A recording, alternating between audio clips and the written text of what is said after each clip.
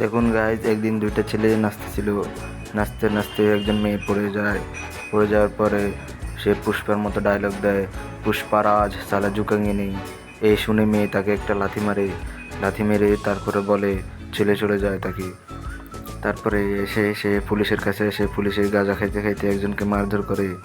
মারধর করার সময় সেই পুলিশ এসে দেখে যে সেটা হচ্ছে নেতা, এবং তারপরে দেখে যে পুলিশ পুষ্পারাজকে ডাকতেছিল। এই পুষ্পারাজের কাছে এসে দেখে যে তার বউ আরেকজনের সাথে প্রেম করতেছিল, এবং সে এখন পুষ্পারাজ ওই ছেলেকে টাকা দিয়ে বাসাতে এসেছিল। পুষ্পা তারপরে ওই পুলিশের কাছে এসে কথা বলতেছিল ওই ছেলেকে ছুটি নেওয়ার জন্য। আর সে দেখে যে ব্যাগে কিছু নেই। এখন দেখে যে পুলিশের সাথে তর্ক করতেছিল।